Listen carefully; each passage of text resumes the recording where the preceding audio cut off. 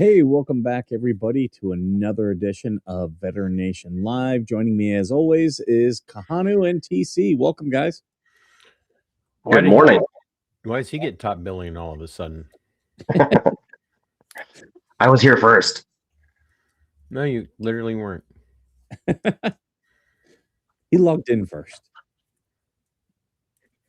Doesn't mean anything. Just so the audience knows, TC always comes in like 2 minutes before, and like he's always fumbling with stuff. And he's like, once he gets it on, he's like, "All right, we going live." Well, first of all, it wasn't 2 minutes, and I was here with plenty of time to be started at 12 on the nuts, like we talked about. But you wanted to tell us some weird story about a baby funeral. That is true. And then you said mean, horrible things to our guests because apparently you are a womanizing misogynist. Yeah, haters.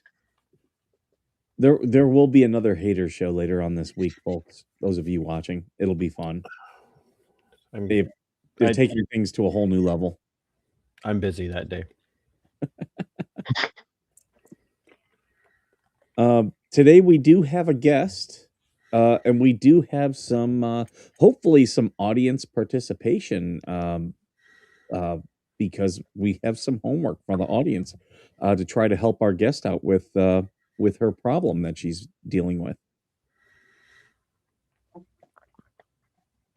What's her problem?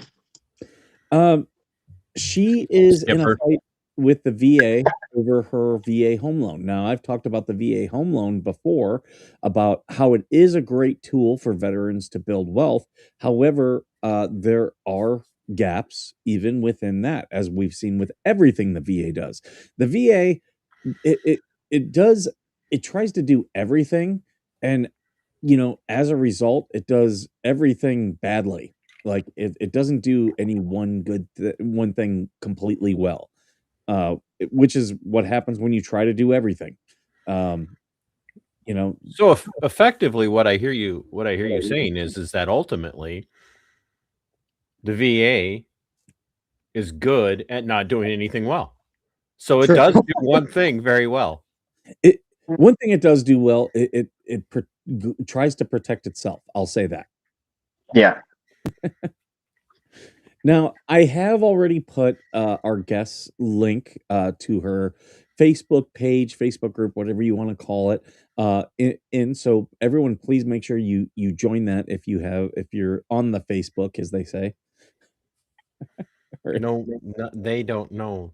No one says that except for stupid old people. Yeah, and I am old, so I don't say that because I'm not stupid old people.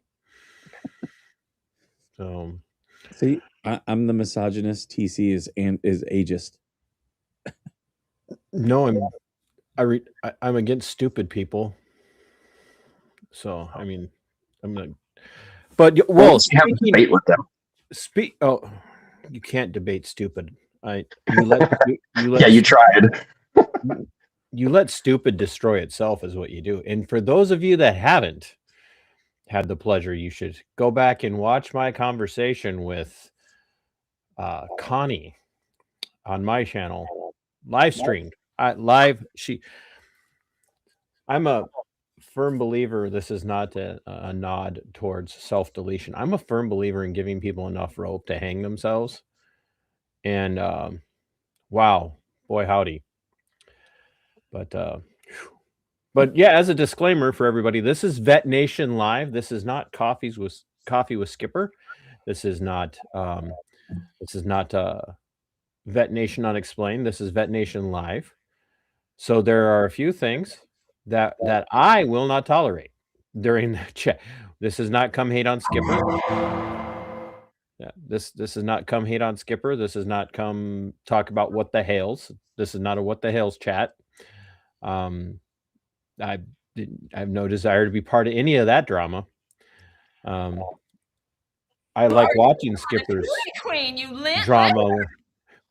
I like watching Skipper's what the hell's drama from time to time, but I can only take so much of that. because it does bring out the stupid people on both sides of the argument, by the way, both sides. And true. But yeah, so and you may not like it, but this isn't the place for it. This is where we do talk veterans issues in particular, but we also do talk about geopolitics from time to time and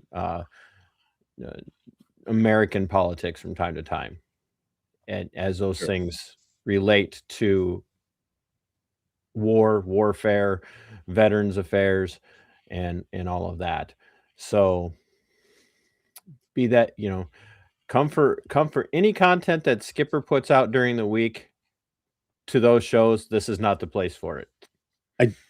I am unveiling a new prop on today's show. The Skipper gavel. Bring out the gavel. No. So when there's a ruling, there we go. Yeah, who gets to make rulings? Well, there are. I like to judge people, because I'm.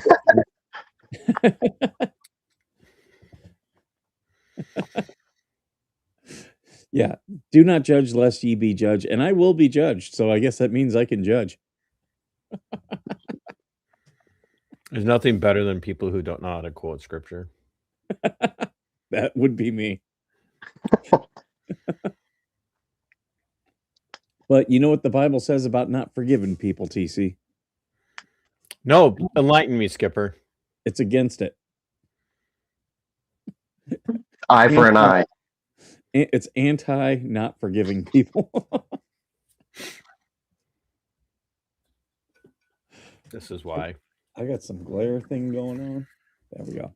Fixed it. It's off the top of your head, yeah. Well, that too. Oh, so anyway, you might as well intro our guest since you've already started that. Let's bring the poor gal in, see if she made the sandwiches that we told her to make while she was off screen.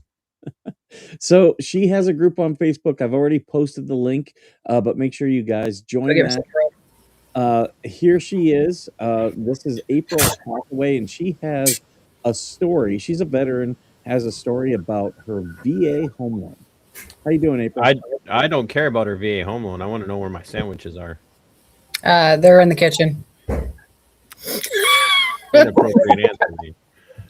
Should be on the Hi guys. Why are you not streaming from the kitchen is what I want to know. That's Yeah, I don't know. My feet hurt from the last 17 hours of being in the kitchen, doing my duties and all. You know why they cut out underneath kitchen cabinets?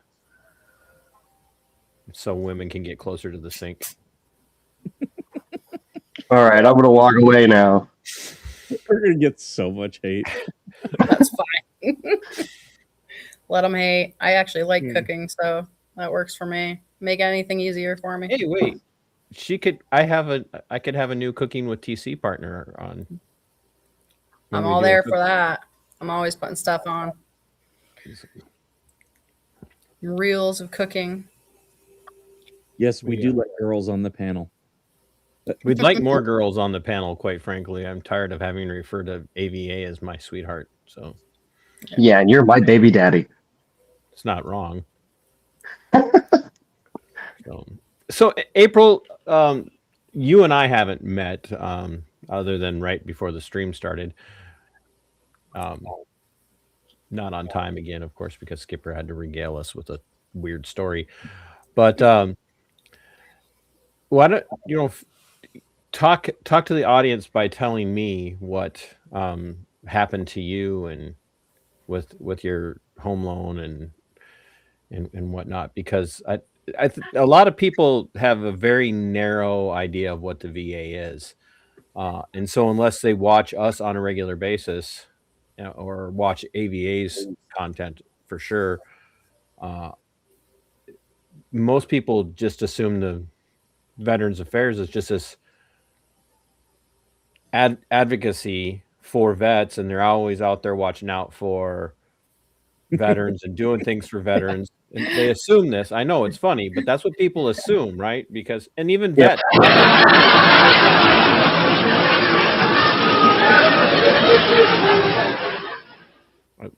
Nobody could understand that sound. It was that bad. Yeah, I don't know what that was. It was canned laughter. Yeah, it was canned something. Yeah, I mean, honestly,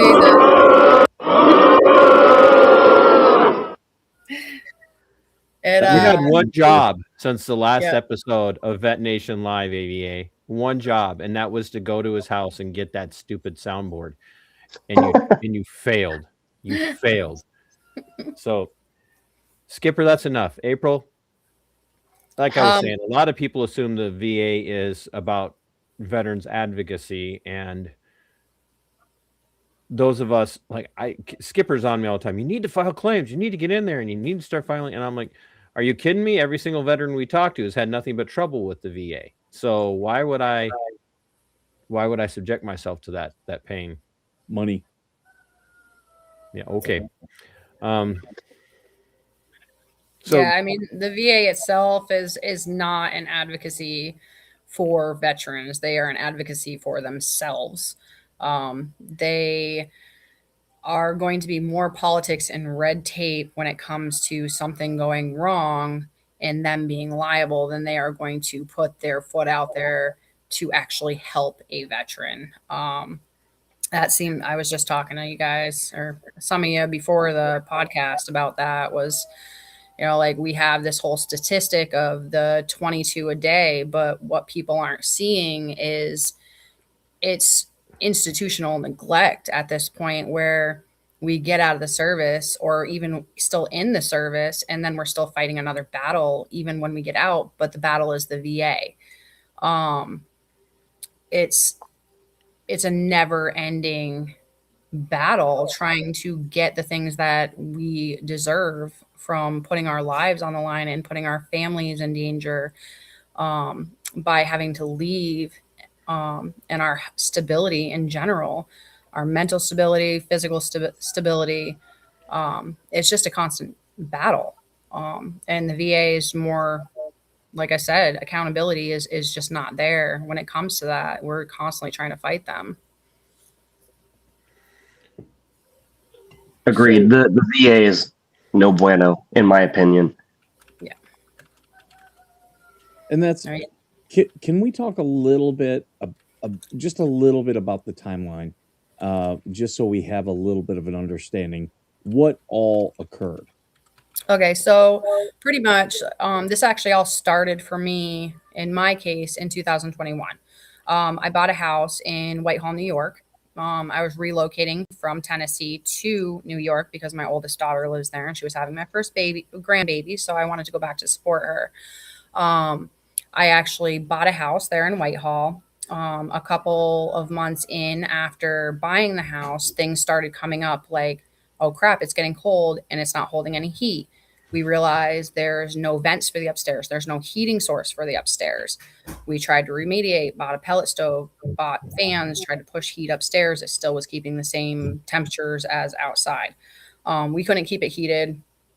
So before we even really found out what was really wrong with the house, we were like, okay, let's just sell this house. We obviously can't afford to live here. We're going to sell it. We're going to move. Tried to sell it. The neighbor she was very upset about the fact that my septic system was on her land. And there was no easement in place. So then I found out about the septic and the septic being next door, and pretty much made it impossible for me to sell. So I tried to rent it out. And I rented it to a family who I thought needed a place to live, could afford it. They were on state assistance. They had their heat paid for. And I was like, okay, this might be a good fit for them. So I rented it out to them. They paid 2 months of rent. I had to go through a year of eviction processes because they didn't pay any more rent. So then I finally got them evicted and I put it back on the market. A really nice family came through, Vicky and Arnie Trudeau, and tried to buy the house. And their inspection report came back a complete 180 from my inspection report that I had on the house. Theirs showed that the house was a 2-story structure built on absolutely no foundation at all. It was built on top of a trailer frame. More looking into it and more research done by me, even after I brought it up to the VA, because they weren't willing to do anything about the things that shouldn't have passed. Came to find out that it was an illegal structure in general. It actually got condemned after me kind of looking into it as an illegal dwelling. And we were actually made to move out. We weren't able to sell it. We weren't able to live in it. We weren't able to rent it out. Nothing. It's just sitting there. But pretty much, so since that's all happened, the VA is still not interfered at all. I had to go out and get my own attorney. Even went all the way up to the Attorney General on that one. The Attorney General reached out to the VA. It was like, hey, how the hell did this happen? What happened here? Their response, in quotes, in email, back to the Attorney General was, we know she can't afford an attorney, so let her foreclose. That was their solution. So we have been ongoing problems. I ended up finding an attorney that was willing to take it contingently. We've been fighting it for almost 3 years now. The loan company that we are actually suing for that sold the loan to another entity. That entity is now trying to foreclose on the house while it's in active litigation for malpractice and fraud, which will void my lawsuit that I've been fighting for almost 3 years now. So that's kind of where the whole thing started. When we got kicked out of that house because of it being condemned, we came back to Georgia. I was trying to go back to Tennessee, but couldn't find anything within the price range of what I needed with having another home on my credit already. So we came and we bought a house here in Georgia. Come to find out, it was a flipper selling it. This is all stuff I found out after the sale of the house. A flipper selling it had his own contractors do all the appraisal required repairs. When the first appraiser came through 3 times, would not approve the lipstick on a pig repairs that they did. They actually had another mortgage company hire another appraiser to come in and sign off on it and send it up to the VA. And we've already done the research. The VA actually said, yeah, it's pretty much. And now the title company actually a couple days ago wrote me a letter saying I needed to make a title claim because there's something wrong with my title. I haven't quite figured out what it was yet. I haven't been able to find an attorney for here. But there is over $55,000 that is unaccounted for in my closing costs that got divvied out to somebody. We don't know who it actually went to. So there's a bunch of things wrong with the title and everything else there. But since we've moved in here, we've had to replace the entire roof, including the structural beams. There was broken support beams to the roof. Part of the roof caved in. We've had to replace the entire electrical box and most of the electric in the house. We had an electrical fire because one of the circuits overheated. We found out the back addition, it doesn't have any supports underneath it. So now we have to have a structural engineer come in and actually support the back addition. The back porch is falling in. The HVAC wasn't working when we moved in, even though it had a certificate saying it was. So we've had to replace the entire HVAC. We've had 6 floods in the basement, severe black and purple mold throughout the entire house that I've had to completely gut the basement. It's literally just brick and studs down there right now. And we have the entire thing tarped off because we're heating it down there. But the 2 insurance claims has raised my mortgage here almost $800 a month. And like I said, I mean, we've reached out to Congress, we've reached out to the VA, we've reached out to just about everybody you could possibly think of and gotten absolutely nowhere. And this has been 3 years of fighting this. Still can't find an attorney because all attorneys want $30,000 to $50,000 as a retainer to fight this. Everybody goes, oh yeah, we can definitely win this case, but I can't take it without the money. So, I mean, with somebody that's gone through 2 fraudulent home loans, had to pay for a shit ton of stuff out of pocket, how am I supposed to have $30,000 sitting around to pay for an attorney, which that's what the VA is kind of banking on. My statute of limitations runs out on the 6th of January, and I've been fighting this entire time with no headway because I'm broke. Like everything's like my kids' college funds, my savings accounts, my credit cards, everything's been maxed out and taken, like not to mention the fact that I can't even get any kind of like financing to do the repairs because the first home and the possible initiation of foreclosure and the illegal credit reporting has dropped my credit score from almost an 800 perfect to under a 500. So now I can't even get financed. So it's like a shit rolls downhill, but every time I've reached out to everybody, there's no accountability. Mhm. And then in that journey, posting everything online, I found 12, 13 other veterans that are going through exact same thing as I am. Like, and I thought, hey, maybe I just have really, really bad luck. You know, like maybe I just, you know, like that's all I can think because this isn't supposed to happen. Who has chickens? Yeah, it's just we have so many other veterans that are either homeless, have been homeless, have been foreclosed on for the same exact problems, and their responses from the VA are the exact same thing every single time. Doesn't matter if it's a new build, old build, pre-existing build, like it's always the same thing. Like, we can't help you, sorry. Who has the chickens in the background, by the way? That'd be me. I have chickens and ducks. Good for you. Gotta have them eggs, man. All that baking you want me to do. I got chickens too. So I don't have roosters in town. So so I'm hearing the roosters. So yeah. do you still own both of those properties? I still own both the properties. They just initiated a foreclosure. 2 days ago? I sent you the email I got, Skipper. 2 days ago, they initiated foreclosure, even though they have all the documentation. I've sent it up to them. Veterans Affairs advocate that I was working with, Benjamin Pomerantz, has reached out to the mortgage company, given them all the documentation. I've sent all the court documentation up there. I've even contacted the court. I've contacted the attorney that's actually trying to foreclose, sent her the court documents showing that the house itself is in litigation and that she cannot foreclose on it, which I say can't lightly because technically they can, but it's a wrongful foreclosure. So, I mean, if that goes into foreclosure, the house is my centerpiece to my lawsuit. So then we lose any kind of evidence or paperwork trail or anything. I mean, we have our own paperwork, but we don't have the actual possession of the house anymore. So we cannot really go forward with our lawsuit that I've been fighting for 3 years now. It's been kind of my only light at the end of the tunnel, is now kind of being depleted by another fraudulent action on another VA home loan. So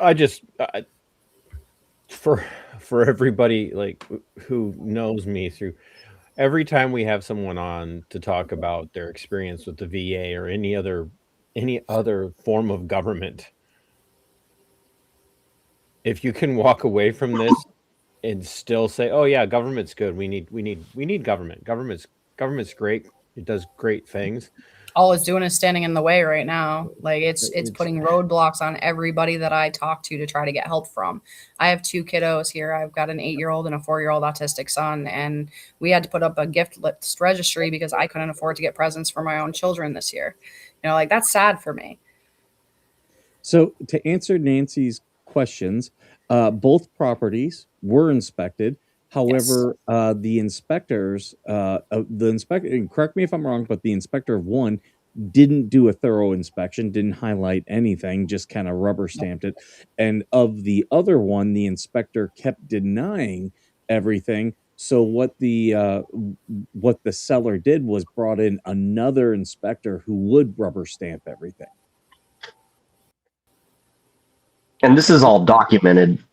It is. I've even posted it all on my page. Well, a lot of the documentation is on my page that he posted here at the beginning. A lot of it, I have a GoFundMe posted up, and a lot of the documentation is on there as well as pictures and videos of the damages that I've had to deal with, the craziness, the emails back and forth, the red tape in politics from the VA. I have screenshotted it and posted it. It's crazy how many people still think I'm either elaborating on things or making things up or just not being truthful, because they have this vision in their head that the VA home loan is the best thing since sliced bread. You know, like they're supposed to protect veterans. I don't even know how many times I've heard, oh, this doesn't happen. This can't happen. This couldn't even have gone through. You know, like essentially the VA failing at every step.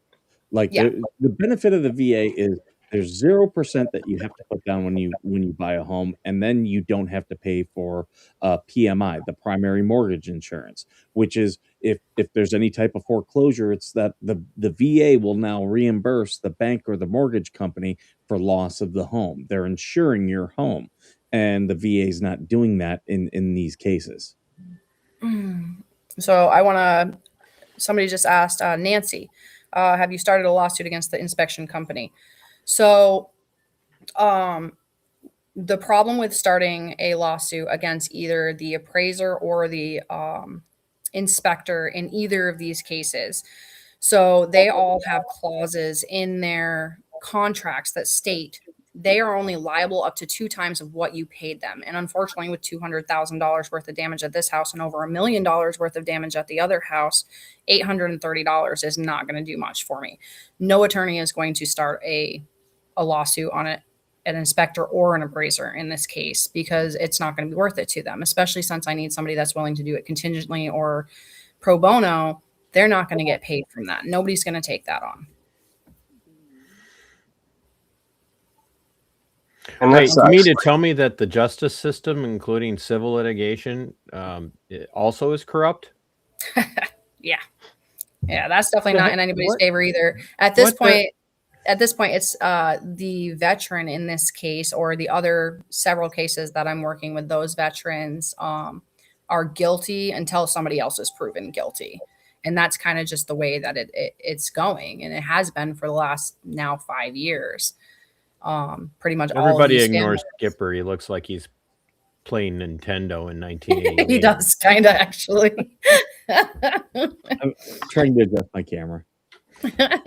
But yeah, I mean, unfortunately, like I said, I mean, it sucks. It's a sad and kind of soulfully happy moment in my case where, I reached out to the public and I found other veterans that are going through the same thing, which is sad on so many levels, because these families have kids as well. These families have lives that have been destroyed over this, but at the same time, a happy kind of moment for me that I'm not alone.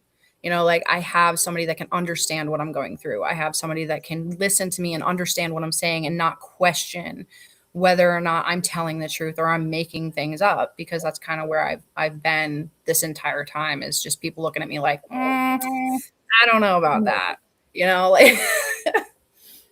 Well, yeah, and the general people, they have it in their head that the VA is so good and the home loan is perfect for us.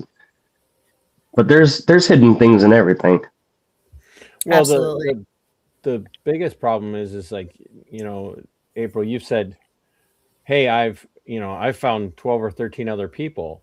Well, here's what we know about people who are being victimized by government. For every 1 to 2 that you find, that's the 10% of the iceberg above water. Mm-hmm. There are. Oh, I know there's so many more. That's why hundreds others.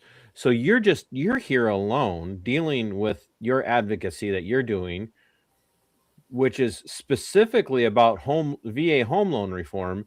You found, let's just say you found 12 people who have been victimized. If that's only 10%, that means there's another 100 out there. Absolutely. Just for those 12 that you found, there's another 100 out there. Yep. Well, that's why, like, on my page, I have a thing that says your voice still matters. Like, even if your statute of limitations has run out, like, even if, like, you've kind of come to terms with what's happened to you and you've tried to move on, like, your voice still matters. It's power in numbers. Like, nobody's going to listen until this gets so big that we can finally get change so this doesn't happen to another family. Like I said, my statute of limitations is out on January 6th. That's my Christmas gift. I'm out of time. Yay me. But at the same time, I don't want this to happen to somebody else. I know the devastation. I know the sadness. Like, my son was 6 months old when this happened. My son is autistic. I have spent his entire life sitting behind computers, phones, emails, trying to fix this. I have missed his entire life. My daughter's 8. That's half of her life. Like, the amount of damage that it causes to try to fight something like this, it takes up every minute of every day. And every single time you turn around, you're getting another denial. I'm sorry, I can't help you. Here's some resources.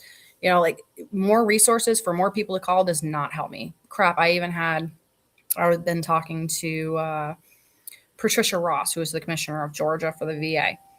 She's been trying to kind of help me along the way here and there, but she's put me into contact with several other entities.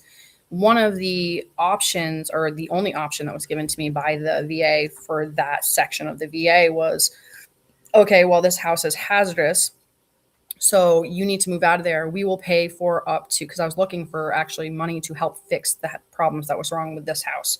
There's no programs to help you with that. I'm sorry, but we can move you out into Section 8 housing. You'll have to rehome your pets and move into this apartment building, but we'll pay for your apartment for a year.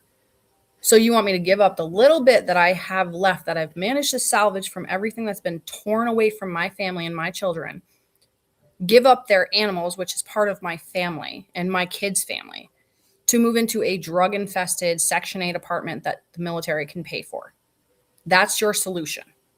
Like, what? And this is all in email too. So these are things that I do have documented. And so it's not me just making up stuff. That's why I always post screenshots of shit, because everybody's like, oh, there's no way that the VA told you that. You want to see the paper? Like, that's where I'm at right now. And I do want to clarify something too, by the way, and not to, the military isn't doing this. It's the VA that's doing this. Exactly. And it's so the VA. It's the lack of oversight. When you said that here's what the military is doing, I want people to understand the military actually treats, not in all cases, the military actually treats people far better when they're serving. Oh, yes, they do. For the most part, than the VA treats people when they've completed their service. Well, we say that, but I mean, just to bring up, I have a veteran. His name is Alexander Geminis. He's a staff sergeant in the Army National Guard. He's one of the people in my group that have been sold a home that did not meet requirements in the lease. That he has ceilings caving in. He's got a house that's completely, it should be condemned pretty much, but he has no choice but to live there, like a lot of us, because we've been completely strapped by all these situations. He is still actively in and still getting denials. He's still getting no help. He's been fighting this for, I think, but that's the VA doing now. But he's using the VA, yes, while he's still in exactly the guard. Yeah, right. Yeah, so it's not the military itself, or it's right. We are treated better when we're in, yes, but when it comes to them taking the VA, let me be specific, the VA taking any kind of accountability itself, whether you're in or out, they're not going to. They're going to stand behind every. And that's the distinction I was drawing. Is a lot of people, especially if they've never served, do not understand the VA and the military are not connected. No, there is absolutely no administrative connection between them. No, there's absolutely no military connection to the VA at all. Other than they employ a lot of veterans, especially for the VA police force. But there's just absolutely none. And we'd be better off if the VA actually was a division of the military. If we have to have a VA, which every single time we do one of these shows, I become more and more convinced that the VA needs to be completely disbanded, and the billions of dollars that are spent on the VA every year should just go directly into an account for each veteran. I absolutely agree. I mean, the fact that, like, even in my situation, like, the VA is telling me, oh, well, we can pay for an apartment for a year for you and you can give up anything that you had left, but we cannot pay for repairs to a home that we failed on because that would admit liability. I think a lot of these things, like, I think all the VA hospitals should be given to the Health and Human Services. I think all the VA home loans should be managed by HUD. I think all the GI Bill should be managed by the Department of Education. And then the VA not have control over any of these programs and should only be a veterans advocate, that when we have a problem with these programs, they're going to those agencies and fighting them on our behalf instead of us fighting the VA. Well, even the disability part of it, Skipper, thank you for trying to help me with my stuff. I mean, I've been fighting my disability claim for almost 9 years now for a broken back that I had. It was while I was on duty, which now I have degenerative disc disease. So, I mean, I've been fighting that for 9 years, but granted, I mean, it should make me and all of us feel so much better every time they send you a denial letter in the mail. It's wrapped in that beautiful packaging for suicide awareness. So that should make us all feel so much better. But and I just like every time Skipper brings somebody on and they tell this story, I just look at Skipper and say, don't tell me to file another claim. Yeah, no, it's been horrible. It's been the worst. You need to file a claim. You just want me to have a bad experience and get arrested at the local VA on camera so that we have use that as to put on the show. That's all you want. That's all you want. That way he has more content. Yep. No, I mean, like I've been at the point so many times of just giving up, of trying to, but the thing is I can't get outside health insurance. Like I either make too much or I don't make enough. And just the way that the system is set up, it's almost impossible to get healthcare. So me getting a disability claim would have given me the ability to get the back surgery done that I need to have done, would be to get ongoing care that I need so that I can pick up my son and not be in pain for 3 days afterwards. But unfortunately that continuously denying me keeps me from being able to get the medical care that I needed. But on what you were saying, Skipper, I think that the disability should be covered by SSI. I don't think it should be a VA denial bullshit. I think it should be covered by SSI. They should be one and the same. I'd have no problem with that. Because your broken back has been found not service related. Yep. Even though I have 2 master sergeant statements in my file saying that it did happen there, they witnessed it happen, and they keep saying it's not service related.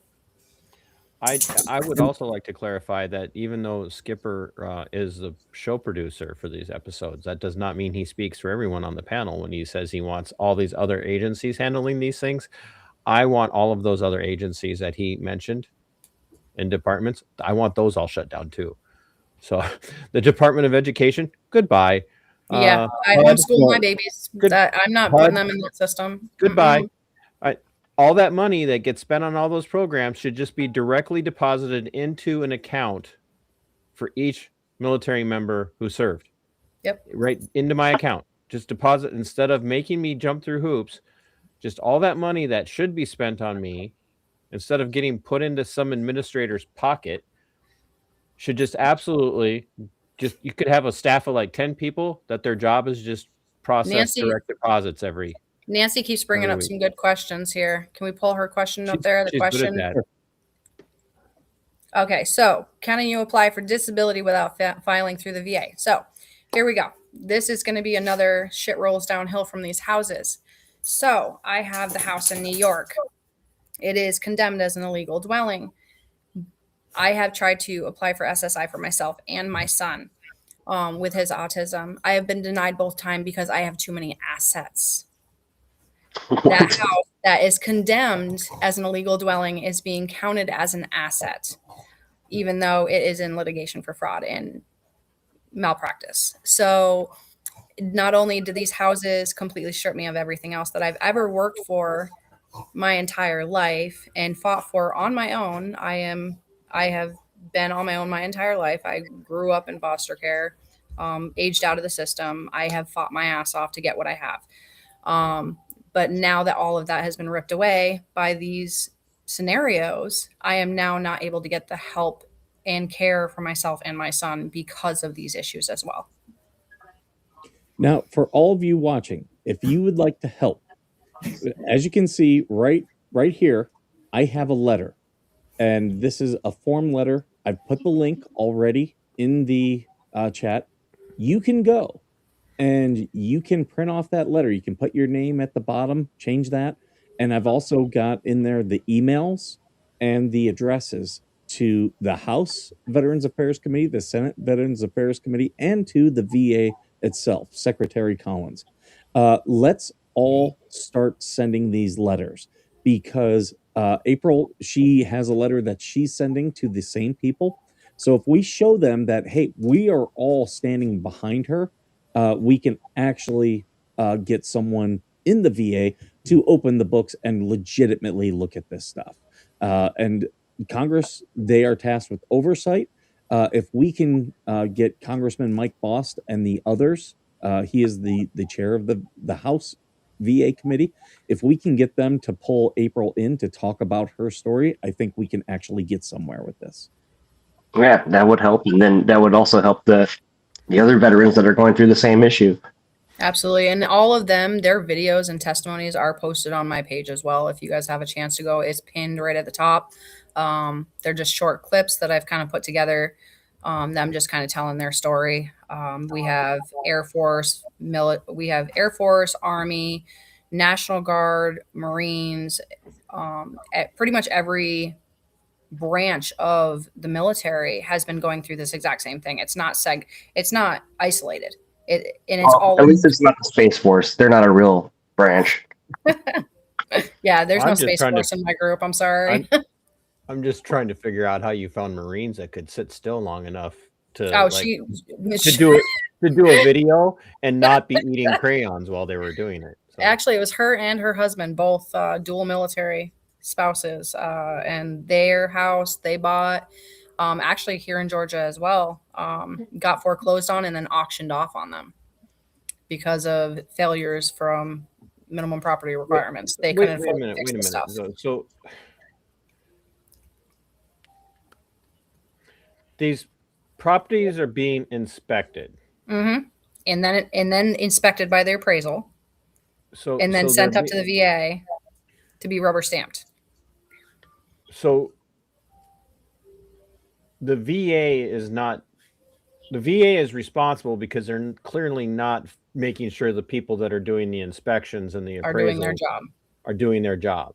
Yes, exactly. I mean, they have the final. And you guys, as the buyers, are trusting that these people are good at what they do because, well, absolutely. How else?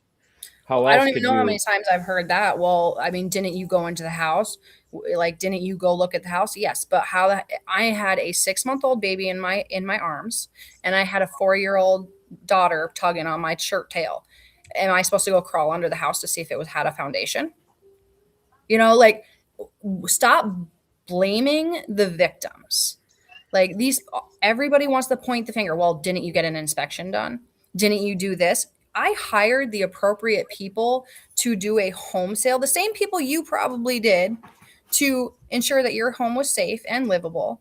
And mine had the added value backing that they were supposed to be done by specific minimum property requirements for protocols due to the VA. So I had an extra peace of mind, so to speak, that it was a safe home for my children to live in. All these people are so eager to point the finger at these people that are the victims. You know, like, but nobody wants to point the finger where it really belongs. Yes, the inspector didn't do his job. Yes, the appraiser didn't do his job. Yes, the title company didn't do their job. Yes, the attorneys didn't do their job. But who employed all these people? Let me just ask that question. Who employed all of these people? I'm just gonna say the government. I'm sorry, people. I like the VA. The VA. Shit rolls government. There has to be a top dog to this whole scenario. The last person to see this file, the last person to go through and make sure that everything is T's are dotted, I's are crossed. You know what I mean? You know, like, that is the last. Well, if government's filling out the forms, the T's probably are dotted and the I's probably are crossed. So exactly. I mean. So, like, but that's the last line of defense to make sure, hey, okay, so I'm going to go through this file because they're the final underwriting, correct? So you got the construction and evaluation team sitting there with your file on their desk. They're going through it to make sure, okay, yes, it only had one appraisal done. And if it didn't have only one appraisal done, why was the second appraiser brought in? You know, why did this happen? Why is this inspection not making sense? Why is this extra paper in there? So just an example. So my New York let's just be frank. Like, Francine, whatever whatever your pronouns are, or both now. The reality of this is 98% of the people that are going to go buy a house have no idea what they're looking at. Exactly. And you're so excited. You find a house that you think is like, this is the one, this is the place. Like this could be home. That you get a little bit of glaze, over the eyes, where you're like, I'm gonna see what I want to see when I like this place, but I'm not going to look at it necessarily with as critical of an eye until after I've been living there for a few months, and I'm like, why did I not notice exactly this? That's right now. Well, crap, I know when I was looking at the house in Whitehall, I wasn't looking to see what was wrong with the house. I was looking at, oh, hey, that would be perfect room for my son to have his crib, and his toy box can go there, and my daughter can have this wonderful little canopy bed over. That's the shit I was looking for at that point. Well, I'll give you a perfect example. With we live in one of the oldest. Exactly.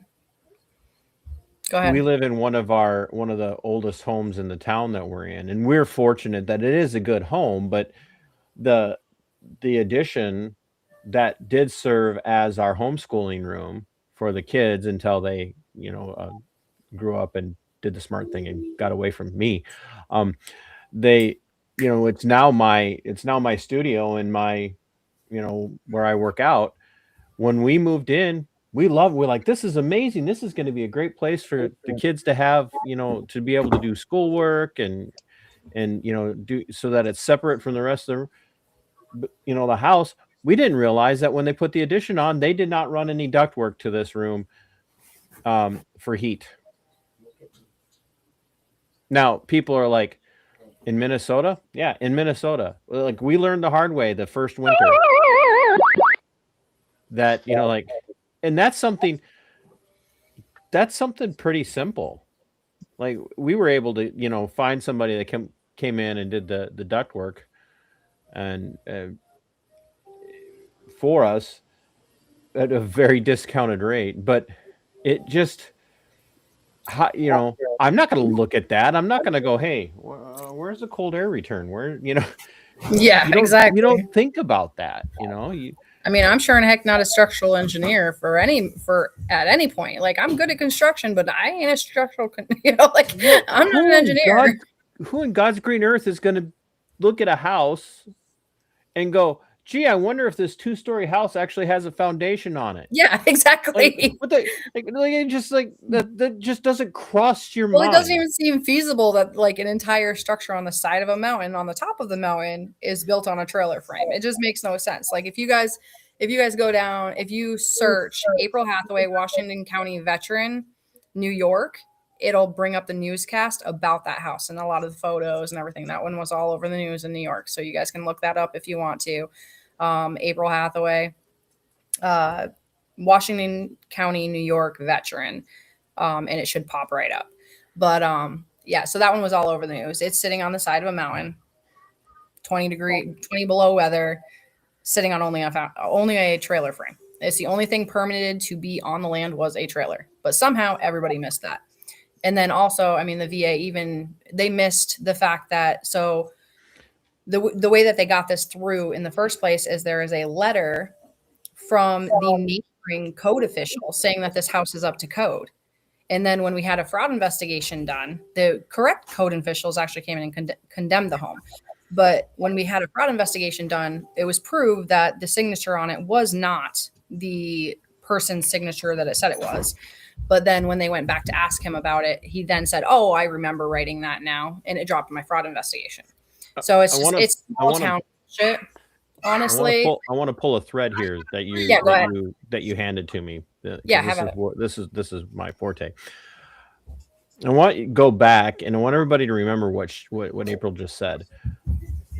It's a property on the side of a mountain with a 2-story home sitting on the frame of a trailer because the only thing that the is legally permitting allowed was for a trailer. And so when I have people out there, I don't care if you're Republican or Democrat, who tell me, well, we need government for some things, TC, because government protects us from people who hurt us. Government's that's what it's there for. Government's there to keep people from getting, hurt. So we need some things like permitting, and we need some things like ordinances and all of that. But then when it's not looked at, what did that permitting allow? That permitting didn't stop somebody from building a house on a trailer frame. It didn't protect anybody.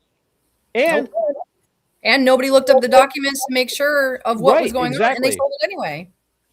The reality of this is that this entire system, from the VA to your local government, which now I'm a firm advocate in everybody being far more involved in local government.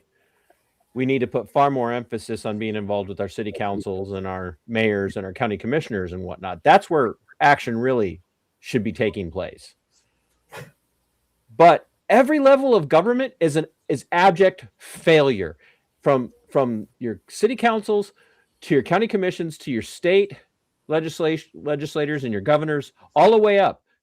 And the Fed, the entire federal structure is an absolute abject failure. No one at the federal level, I don't care who you voted for or who you like, gives a good goddamn about you. They don't give a shit about you at all. Just the facts, ma'am. And you could go to Congress and you could testify, and unless you're lucky and you get a Thomas Massey or Rand Paul, you want to come say hi? Or MTG. Hi. Well, hello. Say hi. I have to now behave myself.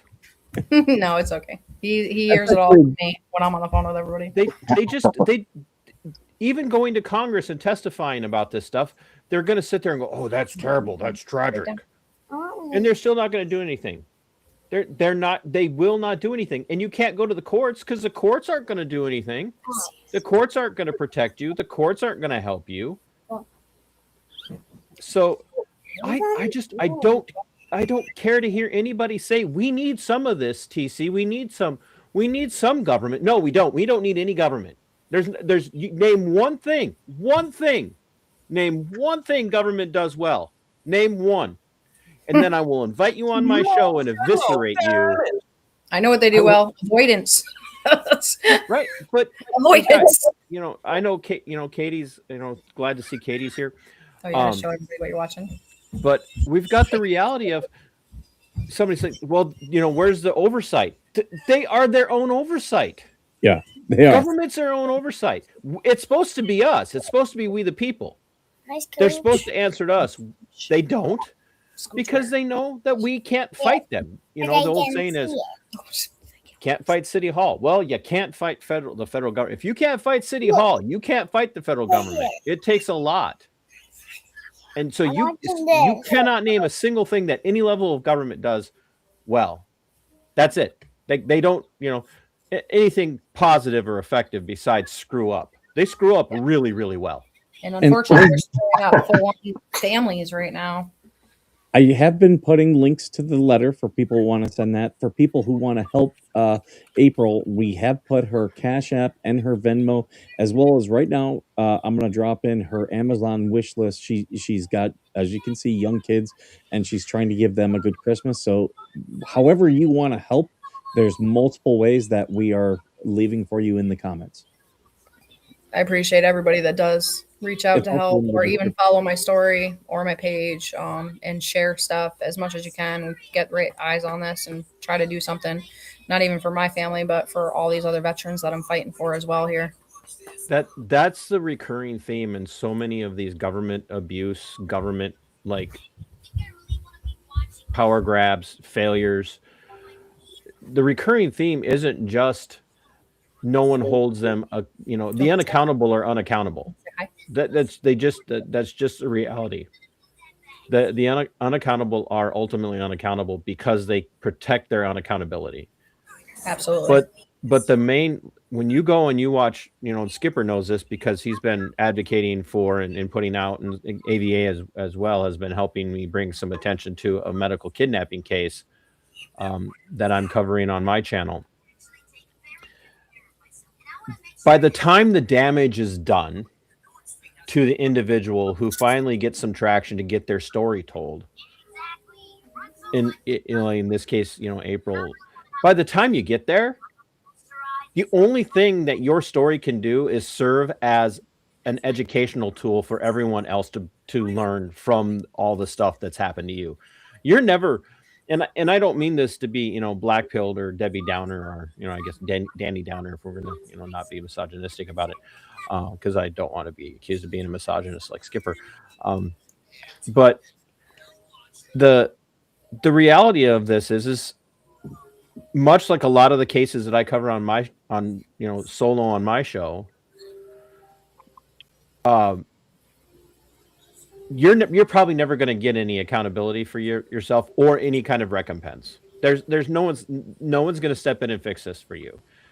There's not going to be justice, and I'm not saying that to be mean, but I think you've already acknowledged that by saying it's too late for you,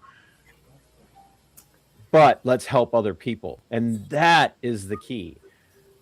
That's why we tell these stories on Vet Nation Live that we do.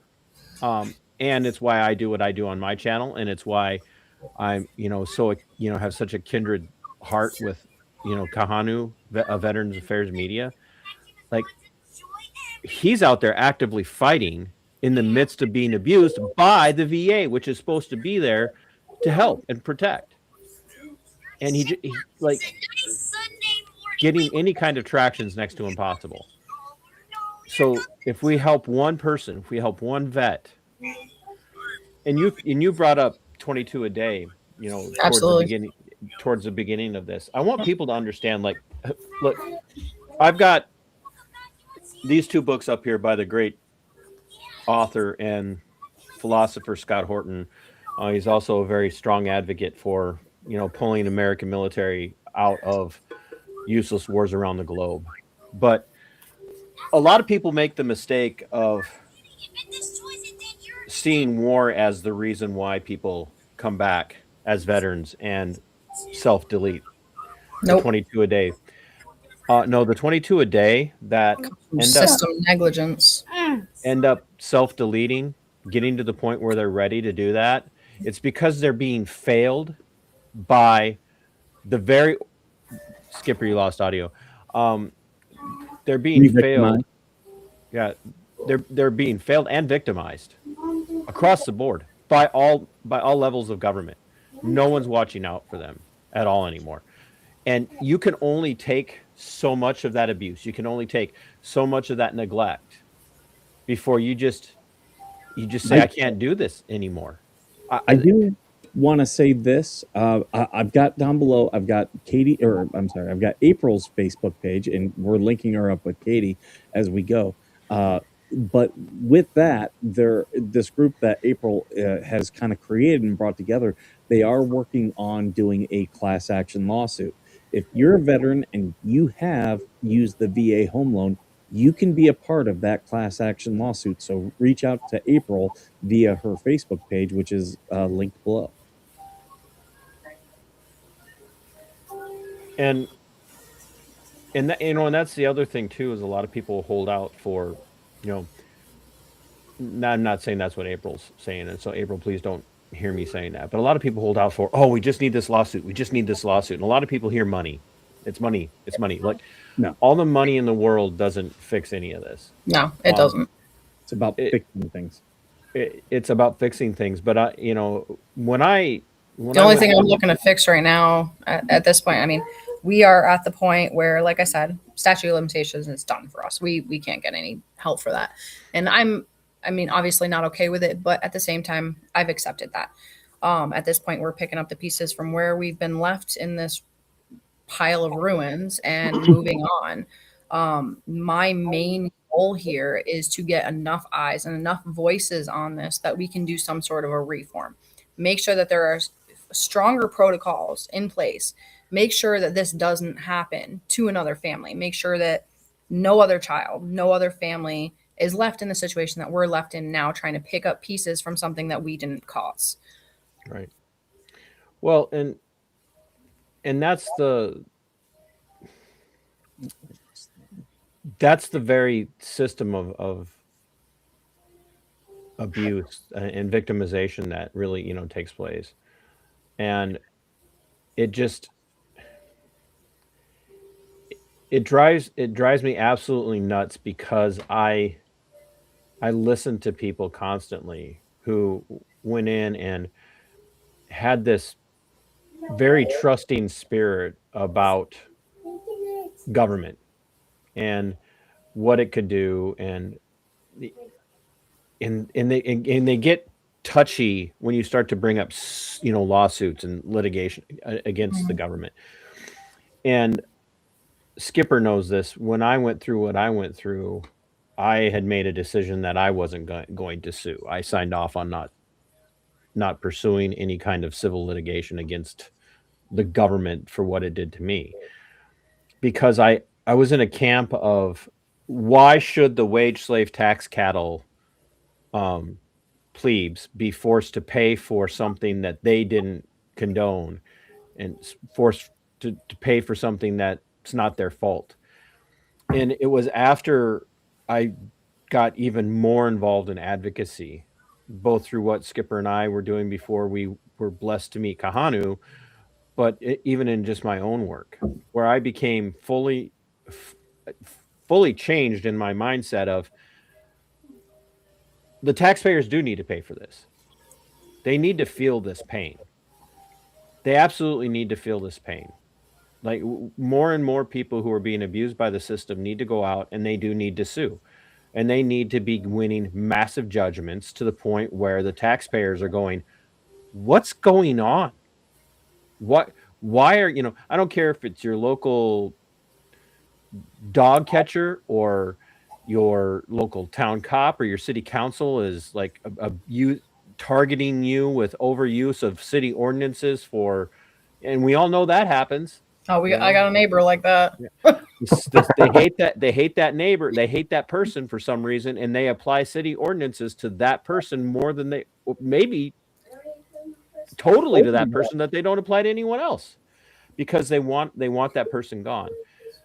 And the more that people wake up and see every day that their local PD or their local city or their local county or their sheriff's office or the state patrol or whatever the case might be, or the feds at whatever agency. Hello to everybody in the chat, by the way. The more that they see that these agencies are paying out massive settlements because they're violating people's natural rights and the courts are ruling in favor of them, the more people will start to demand change. The more they will start to advocate for change. But one of the biggest things that I was thinking about with the lawsuit in New York, which is on the house there, is even if I was able to, like, the money, yeah, it's going to be good to try to help rebuild some of what's been broken. But in the long scheme of things, it has nothing to do with the money. It has to do with the fact that I can have something that's court documented that can say, yes, the VA failed. Like, they failed and they sold a home with a VA backing that has been legally condemned as an illegal dwelling. And all these people have been sued due to this because of the negligence of the oversight of the VA. The minute I have that document, it gives us valid claim to anything else that we are saying. It gives us that backbone to be able to be like, hey, look, here it is, but until that happens, which this possible foreclosure is risking. And that's why I'm so upset about that part of it. Like, if somebody can't put a stay to this foreclosure that is risking this lawsuit, it's giving up a whole lot of work that I have done to try to get that backbone for all these other veterans. So that is where my fight stands right now. And the VA is really adamant about waiting for your statute of limitations to run out so that they don't have to do anything. Exactly. And luckily that one has been stopped because it went into litigation. So that statute of limitations no longer exists. it's in litigation. But if it gets knocked out of litigation, I can't relitigate it. Right. So the funny thing is technically with the VA, they have laws and regulations and things like that keep veterans from being foreclosed on. But are they going to do that? No, because that's going to get them off the hook. No matter how many times I write out to them that this house is being foreclosed on while it's in active litigation, which is clearly against the law, they're not going to do anything. They're not going to stop that foreclosure. They're not going to reach out to the mortgage agency and be like, hey, you can't do that, because it's going to save their ass if they foreclose on it. And well, and the other part of the problem with a lot of this is that, you know, people aren't blind, and that is not as generous as it's going to sound on the front end, because on the back end, it's people don't care about these things. There are people out there that blow so much smoke about how much, we love the troops, we love our vets, man, you guys are all heroes, and everybody who watches. Thank you for your service. How the three of us in particular feel about people referring to us as heroes. We can't stand it, you know, and I say that without any equivocation. I know that Skipper and AVA will back me up. We just can't stand it. 2, because we see through it. 3, the truth is such a douchebag thing, referring to yourself as a hero. It is. It really is. But the reality. But the reality, I don't even like it when people say thank you for your service. For one, I don't know how the hell to respond to that. Like, it's always been one of those things. Like, what am I supposed to say back? If you say back, I got you. Thank you, then you sound like you're being like stuck up. But if you say like, thank you for being somebody to serve for, like, what are you supposed to say to that? That's actually our tagline, because we believe it, but not in the way that people hear it. When we say thank you for being worth serving, there's a whole bunch of stuff that goes behind that. Like, you should be advocating for all the wars to end. Because if you love veterans, if you love the military, you don't want them in war zones. Exactly. Like, bring them home. And so when they sit there and talk about veterans being heroes, the military being heroes, it's because they're like, oh yeah, hey, we're out there killing a bunch of those little brown people in the Middle East, and that's awesome because, you know, fuck the brown people, you know, kill them, you know. I'll say this: if they do go to war in Venezuela, F you to every military member, because I had to go to Afghanistan. You're going to the Caribbean, F you. I don't know. Honestly, I'm scared for any military that gets, if we have to draft anybody at this point. I mean, we're going to have cats and foxes and God knows what else over there. I don't know how they're going to be able to fight a war, because the vast majority of people that are veterans right now are actively advocating that no one join the military. Good. I don't know if you saw there's a lawmaker out there, and I did want to talk to you, TC, and Kahanu about this. We might need to start a business. There's one lawmaker out there suggesting that to fight these cartels, that they allow privateers with letters of marque and reprisal. Yes, so we could become modern day pirates. What do you think? I'm on board. On board.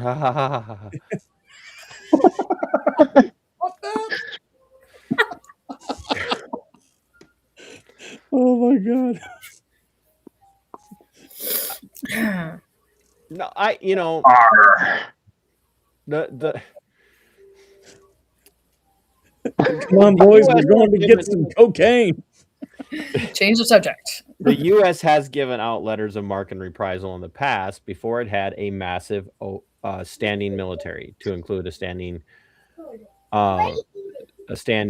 Navy and any of that. I mean, the U.S. has had a Navy since, the American War for Independence, the War of Secession, from the Great British Empire. But it's not had the kind of Navy that it has now. And so they did issue, letters of marque and reprisal, and they did allow privateers to have cannons on their boats. And as an advocate, a purist for the Second Amendment, I think we should all be allowed to have the exact same weapons the military has, which would make it, a lot harder to invade my home. But the reality of it is that right now they know that they're in a really tight spot because the American people, outside of a few blind idiots, are seeing through all of this stuff. Venezuela is not about freeing the Venezuelan people. It's not. It's got nothing to do. It's really has ultimately nothing to do with the opioid crisis in the U.S. It has everything to do with they got oil that will work in our Texas refineries. That's it, which might for a short period of time lower our gas prices. But how many American service members is it worth to get oil from Venezuela? How many? How many are we okay with dying? How many are we okay with them coming back if it comes to having to put troops on land? How many are you okay with them coming back? Yes, absolutely, Ruben. How many are you okay with them coming back and maybe having such terrible PTSD from what they've had to go through, then get neglected by the very same VA system that we spend so much time talking about on this show, on almost every episode? How many people need to be neglected after they've gone off and fought another war and another regime change? How many? 22 plus years. I just want to give out a quick shout out to the Angry Vets group, SCARS. That's his nonprofit. And yeah, they are helping veterans. Absolutely. But 22 some years. All three of the people besides me all served during the global war on terror. What did we accomplish? You know what we accomplished? Shit. Nothing. That's what we accomplished. Nothing. We didn't. We made more veterans. Millions upon millions of people dead. Thousands upon thousands of American service members dead. And all we got out of it was a shiny medal and a piece of paper saying "War on Terrorism Award Medal." And then neglected by the system that they were promised was going to be there to take care of them. That's why we have 22 a day or more. That's why. Yep. That's why. So no, like you want to talk about thank you for your service. Thank you. Oh, you're heroes. Oh, you're all heroes. No, that's because we're all damaged. We're all damaged. We're not heroes. That's because you personally want something to change, or you want what's happening to happen, but you don't want to put your life on the line to do it. And I'm over here saying, if you're actively advocating for whatever next conflict comes down the line, you sign up and you go, you enlist, you go fight that fucking war, and then come back and get treated in the way people are treated by the system, and then tell me how you feel about it. Because I can guarantee you right now, the three hosts of this show don't want any more war. We're done. We're done. Same here. I'm good. And I tell every single person who's like, hey, I'm thinking about having my kid join the military. No. No. No. I've already said that, and neither of my kids will ever join the service, ever. And I homeschool them. I keep them away from politics. Nope. And I tell a bunch of people now, like, if it keeps up like that with numbers, I think the Marine Corps was the only one that made its recruiting goals in the last 2 years, Skipper. Correct. Yes, because they found this week, they announced that the IG found that both the Army and the Navy were bringing in subpar recruits. No. I made it. They got a waiver for everything. Put Nancy's question up. I'll answer that. But the Marines made their goals the last 2 years. Nobody else did. Those numbers are still going down. And so to try and meet their goals, they keep lowering their goals. And if we do get into another protracted global conflict of any kind, they are going to have to start looking at drafting. And there are hundreds and hundreds of veterans all over the United States that are willingly risking legal action against them by telling people, I will help you avoid the draft. I talk to hundreds of veterans every year with my advocacy work for Defend the Guard and Bring Our Troops Home that will say, like, I know I will actively advocate for you avoiding the draft in whatever way you can. Nancy, to answer your question, and I'll make this one quick. And I'd kind of like to hear what everybody else did too, but I'm just going to be brutally honest. I bought into the first global war on terror, or the first Gulf War. I really did. I bought all the propaganda.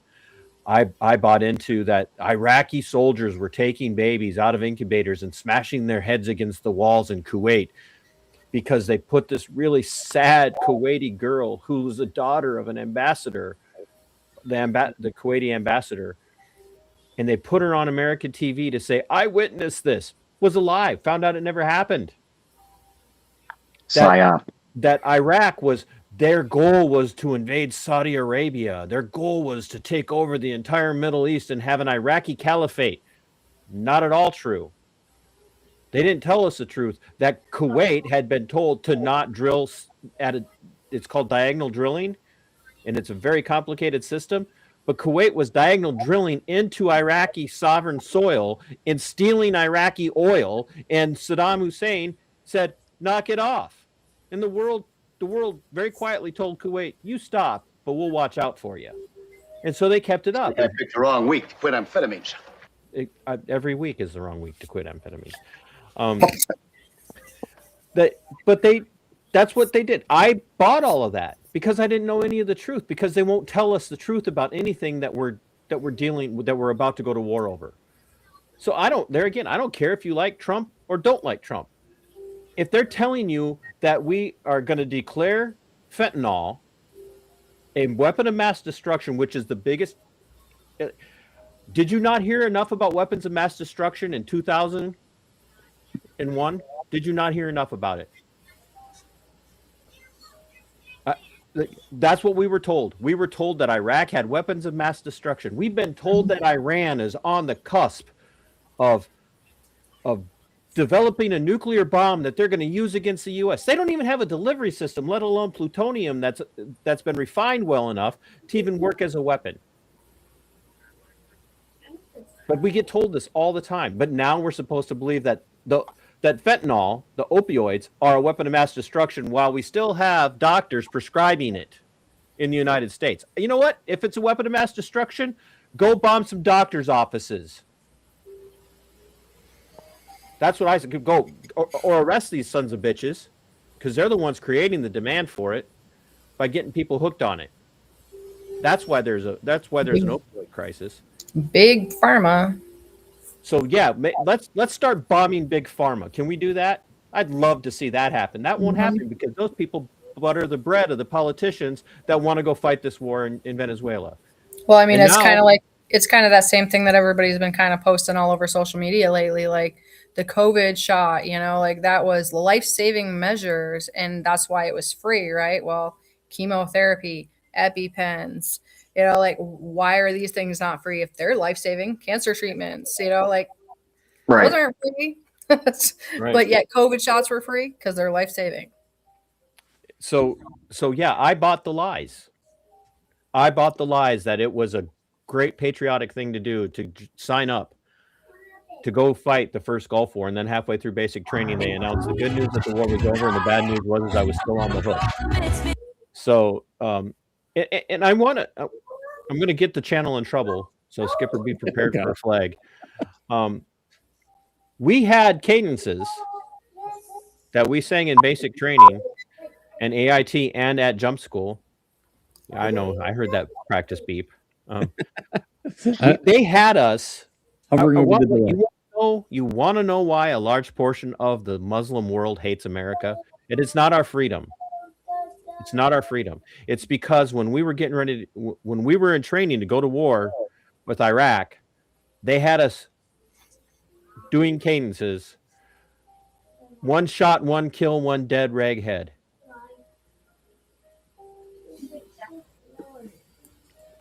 Yeah. Sounds cute, right? Oh, come on. It's just a cadence in the military. You're supposed to be killing. No, we shouldn't be dehumanizing people that way.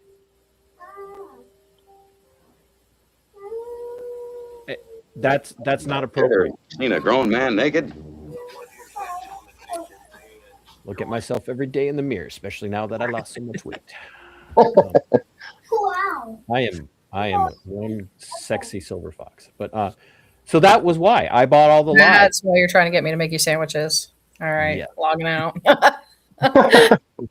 Go make sandwiches. Oh, Go make me Go make me a sandwich. I will pay you back later. That's why. That's why I joined. It was because I bought all the lies that it was patriotic to go to another country that was posed no threat to the United States and kill their people. Mm-hmm. I bought the lie. I think we all did. I mean, we all had underlying reasons as well, but like that's usually, oh, we're gonna go be heroes and save the world. You know, like no, we also fought the law, and the law won. Where it was like Team America. We're going down Buckalaka Street. So it's anybody who's been exposed to the truth of why we fought wars really since the end of the American Civil War, World War I, World War II. If you spend any time actually studying why America has involved itself in any war since the end of the American Civil War, it's always about Smedley Butler, General Butler. War is a racket, and that was at World War I. He knew then. Eisenhower warned us after World War II. The military-industrial complex is your worst enemy. Like, anybody who's actually spends any time educating themselves and then talking to other people, especially young people that are the blood and treasure of this country, when you start educating them, they won't go to war for you. They will not go to war for you. And they damn sure aren't going to go to war for another country on behalf of the United States. And that's why they're pissed off at the segments of the liberty-minded, patriotic Americans who are saying that's enough. America first, America only. Let's start taking care of our people, and let's stop fighting wars and giving money to everybody else to fight wars on our behalf. And that's why they're going after people who speak like that. Because they can't have you ruining the pool of people that they can recruit to go fight those wars and then abandon into a VA system that will treat you like shit for the rest of your life because you were dumb enough to believe the psych that they wanted to give you. And it's not a commentary on people's actual intelligence. We've been conditioned to believe the government wouldn't tell us to fight a war for no reason. Right. There's got to be a good reason for this. Like, Skipper's heard this. We were going to invade Panama, or not Panama. Well, we did invade Panama, but we were going to invade Haiti. We were on our way for Operation Hope, an Operation Restore Democracy in Haiti. And I'm over here going, hey, Haiti has never been a democracy. What do you mean restore? You know, but what was it? What was the interest? What was the interest in us invading Haiti? And the American people were like, yeah! I'm like, what the? So, why? Grenada? What? Nothing beats a Jet2 holiday. No, we all did it so that we can get a VA home loan. Yeah, so we can get bankrupted by the VA. Yep. But boy, when people meet you, hey, oh, you're a vet? Thank you for your service. Hey, pay my fucking loan for me. There. Then I'll believe that you really want to thank me for my service. Sorry, I got a little part. No, I agree with you. I mean, I haven't had a good rant in a long time. I don't even know how many people on my comments are like, oh, we support veterans, thank you for your service, yada, yada, yada, but then won't even share a post. Here's my Cash App. like they see me drowning in debt, see all these repairs that I need done that I'm fighting to fix so that my kids aren't getting rained on while they're trying to sleep. Yet everybody's like, oh, look, a Netflix movie. No, you eat some fucking popcorn and watch this horror story. You know, like, way to support your veterans, man. Yeah, new Netflix. I'm serious. I think from now on, every time somebody says thank you for your service, I'm going to hand them a card with my Cash App on it and say, "Here, thank you." Like if you hit me up your on my veterans Cash and you App, then I'll feel believe you sorry, care. like, even it's not that hard. Just like send a contractor my way. You know, like you thank you for my service. Your local contractor. That'd be awesome. How about a lawyer? Wouldn't that be great? You meet a lawyer. Hey, thanks for but, serving. Hey, could you take my case pro bono? No, fuck you. Yeah, exactly. Yeah, you weren't worth serving. Yeah, I don't even know how many attorney. I have so many people on my. I have over 1,000 followers right now, and you're trying to tell me there's not a contractor that can fix my foundation, so I don't have to tarp off my basement. There's not somebody that knows how to do drywall. There's not luckily a roofer actually stepped up and did my roof for me. There's not an attorney that is willing to watch this for the last 3 years. There's not a single attorney that's a veteran out there in your state. There's not a single veteran attorney in your state who served that doesn't want the same time as you that isn't interested in helping. Right? Yeah, like, there's not one. Not even one. Out of 1,000 followers, and then everybody else that's watching this that aren't actually following me, which I see all of them come onto my page because I can see non-follower. You know, but nobody can help. Nobody can share a post. And here's what I say this on my channel all the time when we're covering the abuses of social services and cops. Everybody knows my position on law enforcement and how corrupt it is. But I always point the finger back where it belongs for blame. The reason all of this is happening is our fault. We let this happen. And it sadly takes its abuse happening to us for us to wake up and say this abuse has to stop, and then we turn around and we're looking at our friends and followers or other people, or our subscribers on our channels, or hate watchers, and we go, "Why aren't you seeing what I'm seeing? Why don't you hate the same things that I hate? Look how they treated me." And they're, "Yeah, but they haven't treated me that way, so maybe you did something wrong." No, this happens. These things happen. The VA abuse happens. The abuse at the local level of government. It all happens because we've sat back complacently and we've allowed it to happen. And then when it happens to us, there's nobody to watch out for us. Unfortunately, like the positions that we are all in, as a veteran advocate, as a resident expert, everybody else that is in these positions. Like, we are the ones that get the most backlash. I mean, Skipper, he has a whole segment on it every week, the backlash that we get. The backlash he's getting is just for being a smart ass. Let's just be honest. For being a womanizing dick, right? He does. He does a lot of advocacy that he gets backlash for, but the backlash that he monetizes is just because he goes out and intentionally is an asshole to people. So just be. If they're going to give me content, I'm going to feed content, it. Man. It's content. But yeah, the problem is that nobody wants to step up. Nobody wants to be this voice because the amount of time, the amount of energy, and the amount of emotionalness that we have to put into this to make it look at what Ruben Babcock said. Ruben's running for Congress, and his is 100% serious. When we speak out, however, we are classified as extremists because it goes against the government message. Exactly. And you don't think, seriously, you don't think that I don't care who you voted for.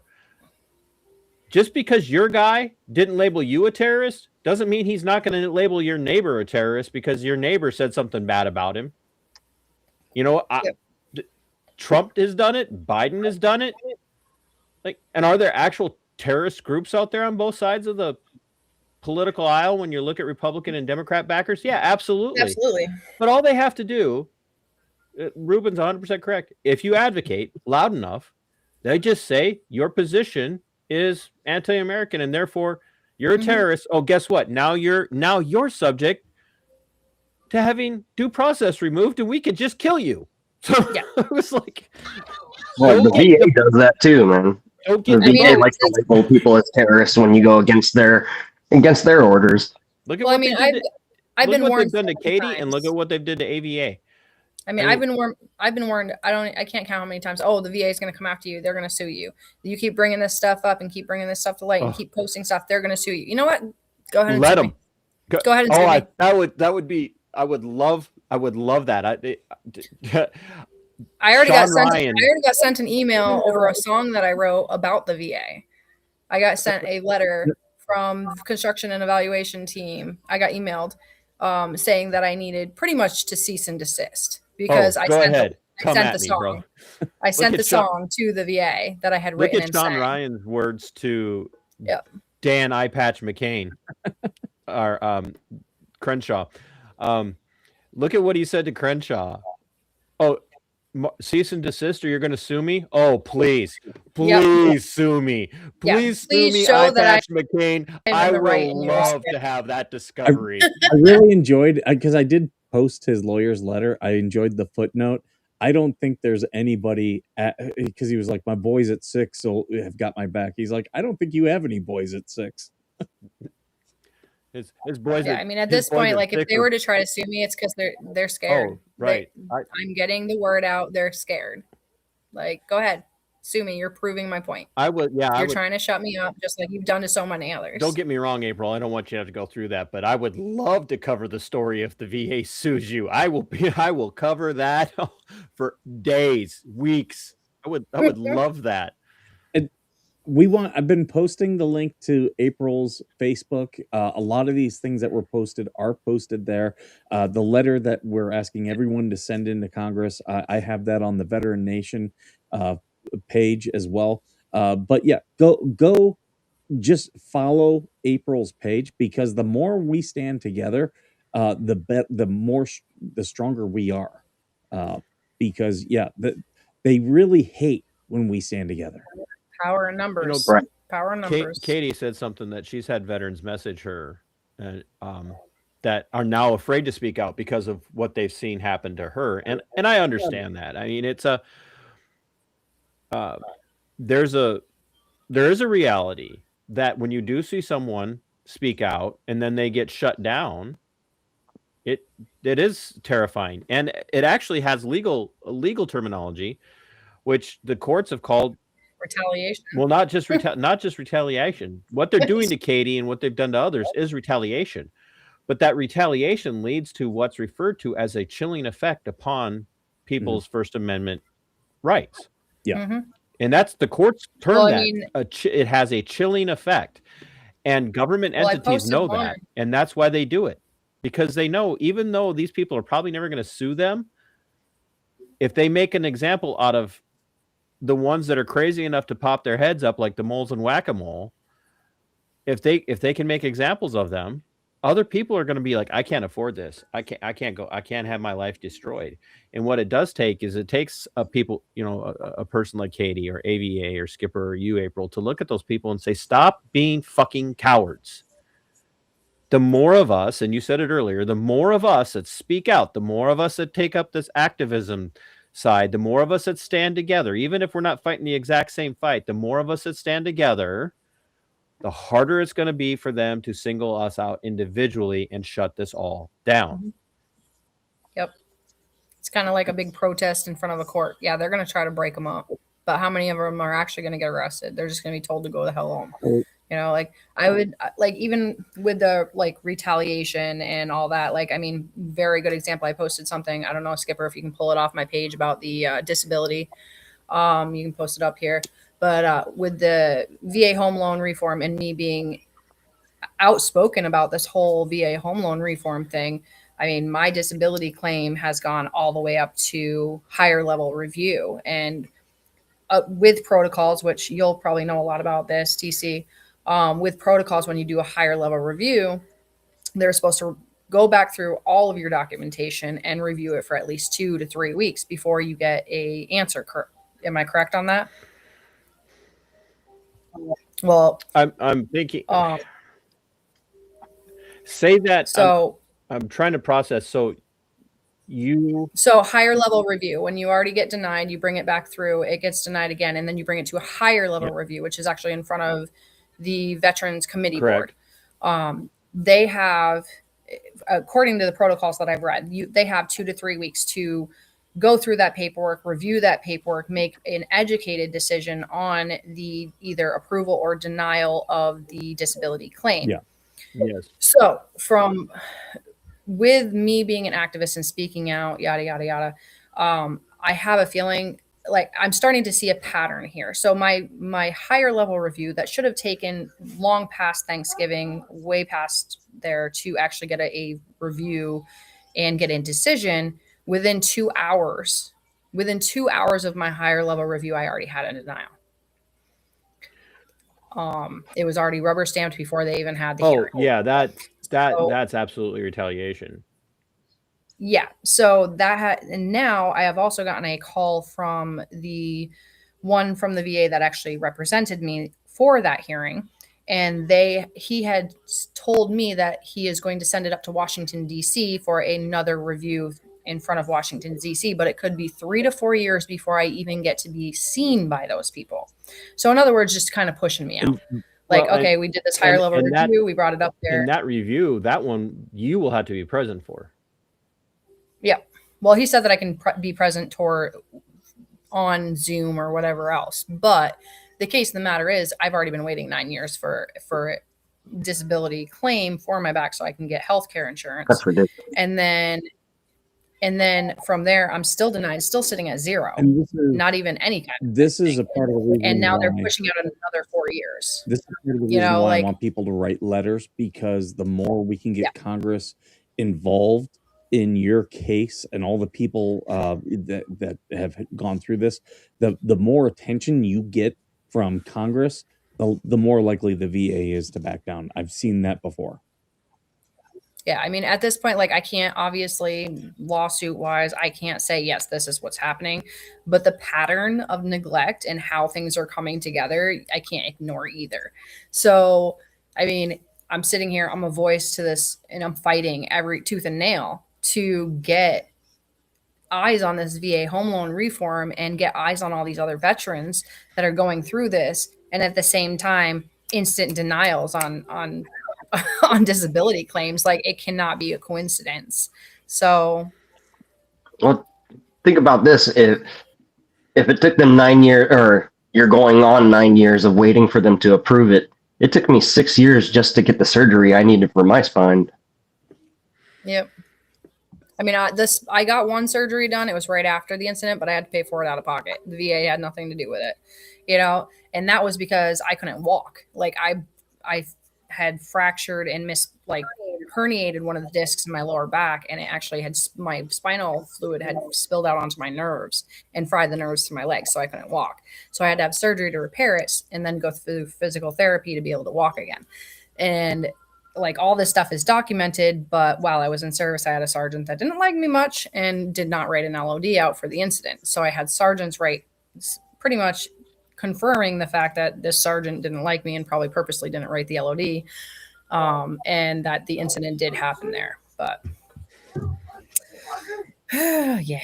Sear says McCain was a total shill. He was no war hero. He's a guy that snitched on all of his buddies.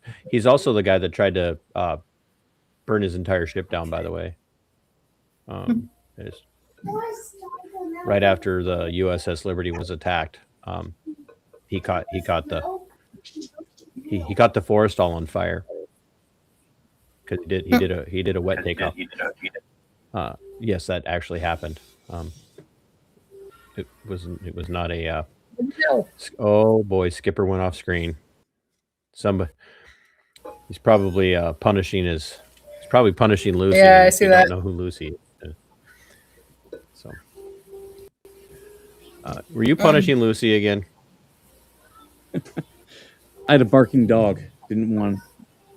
I'm kind of surprised mine have been quiet. I did a podcast with Steve-O, and my dogs were barking the entire podcast. I'm like, man, shut up. But I got a big old Great Dane. You can hear him. He echoes through the microphone.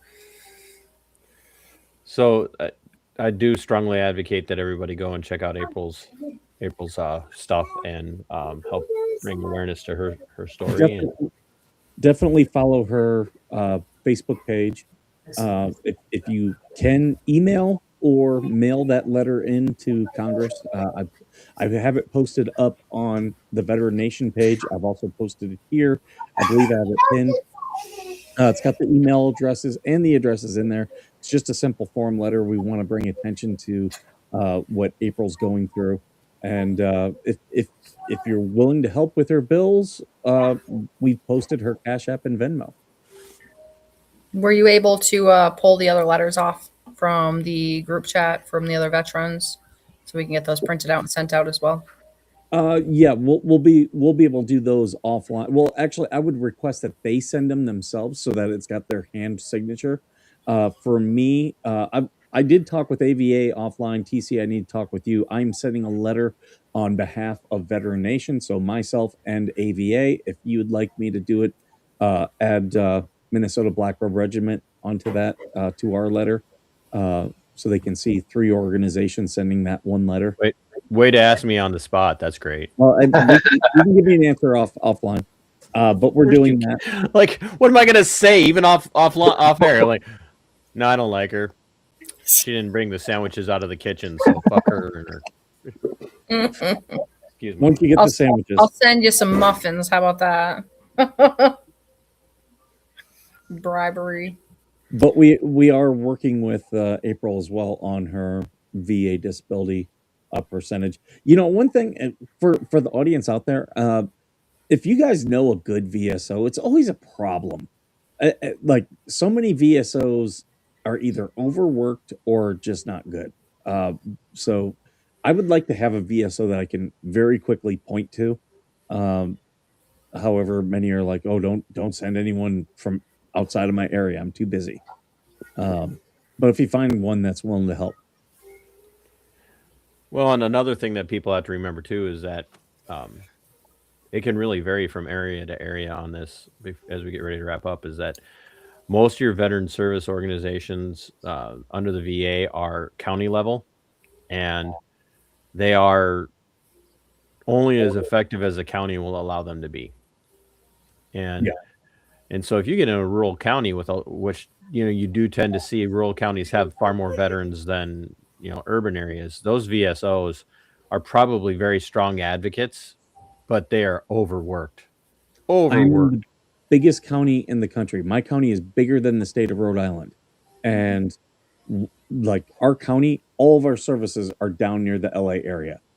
They only come up here to our local courthouse once a week, and they've only been doing that for about 1.5 years. Yeah, they're just way overworked.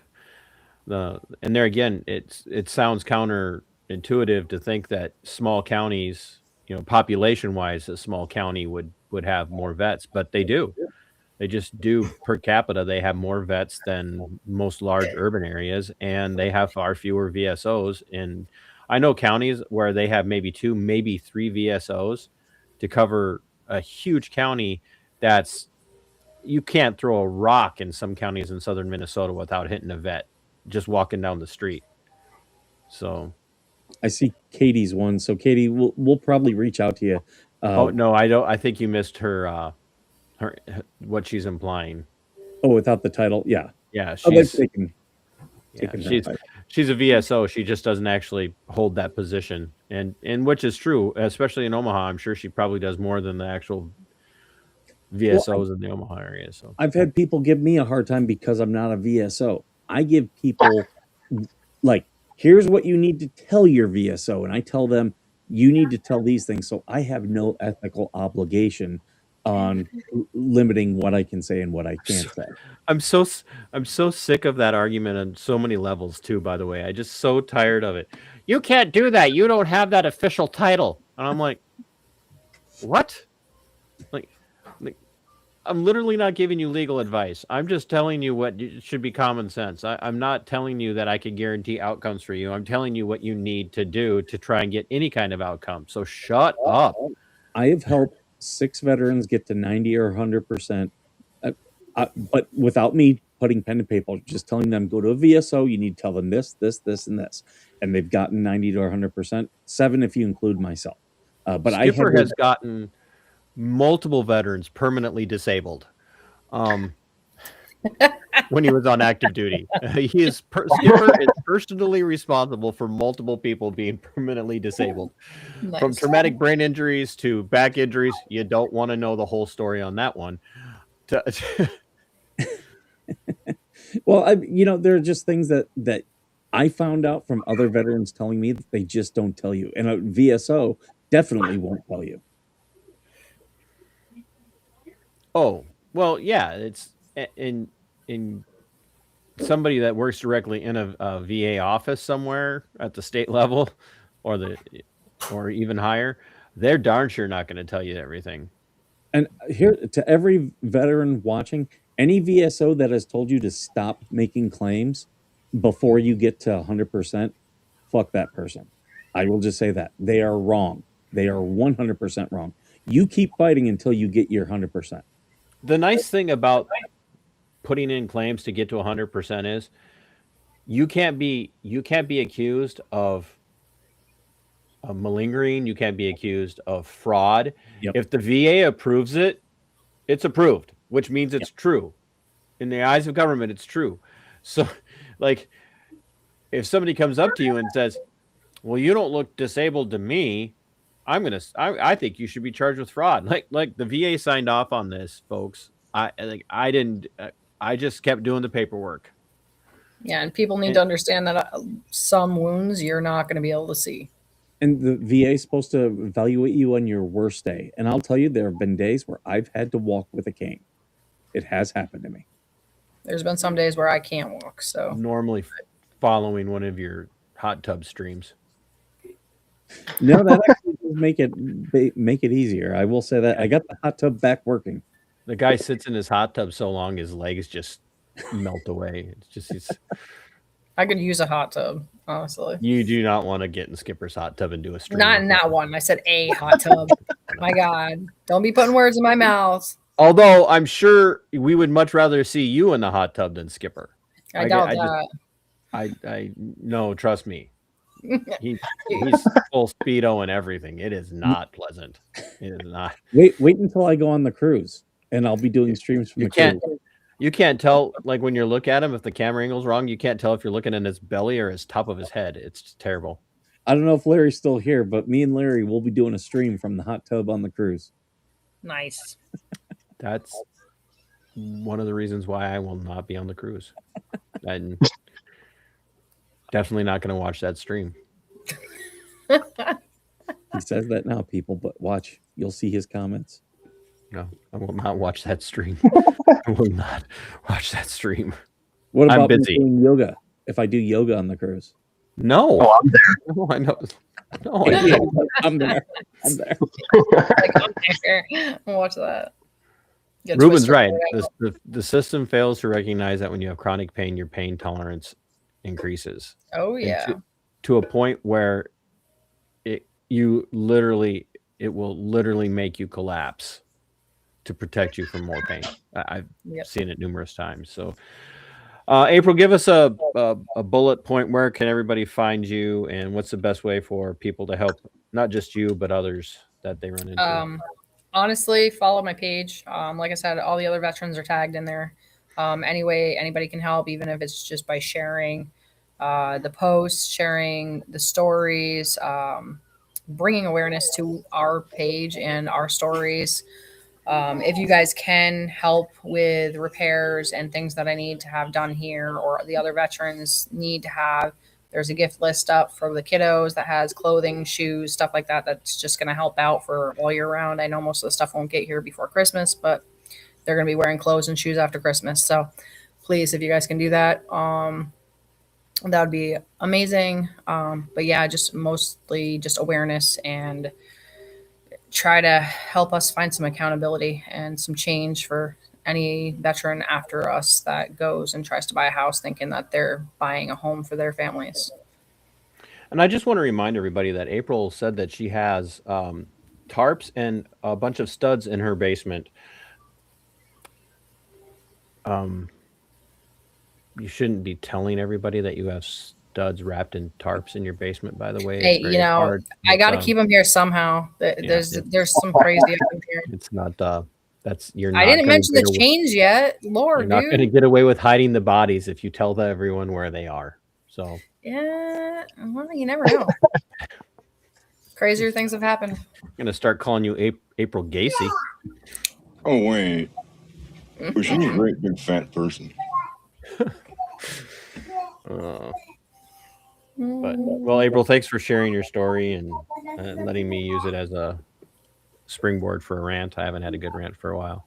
Yeah, no problem, man. Well, I haven't had a good rant on this show for a while. So I rant pretty much every time I do my own, but. And I rant so far away. Never do that again. Ever. And that wasn't the board. No. See, yeah, that's the thing. He hates the soundboard, but that's the option.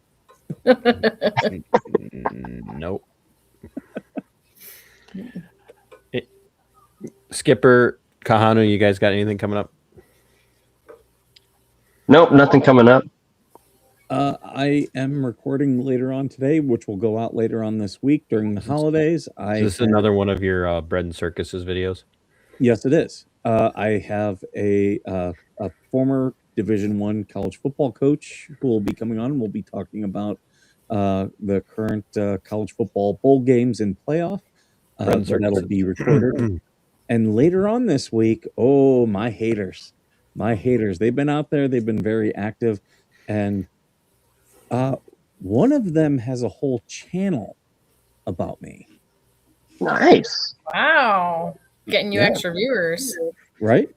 Was it the same one that I commented on earlier? No, this is a totally new one.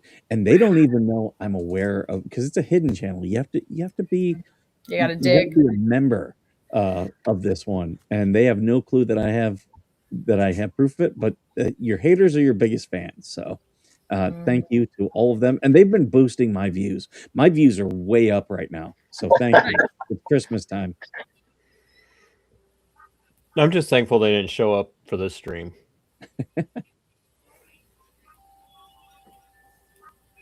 All right, guys. Connor, you promoting anything? No, I just want to say thank you to April for bringing attention to this another VA failure. We definitely need to get some more eyes on this. I'll be sharing your story out too, because it's pretty important. I didn't realize that I was in the same boat as you, and there's many others as well. Yeah, I mean, I've even written all the actual laws and protocols with page numbers on my profile. So if you want to go down and check it out, I just posted up this morning. But anybody needs any actual legal documentation saying, hey, these are the things that this loan was supposed to cover and didn't, I can shoot that over to you. I've done 5 years worth of research on this at this point. I should become an attorney, a real estate attorney myself, but it's just crazy. The whole thing is crazy. I don't know what I'm going to be doing. I think I needed to take a step away from my content for this weekend, because when you're covering some of these stories that I'm covering, it's especially coming into the holidays, it's overwhelming. But I don't know.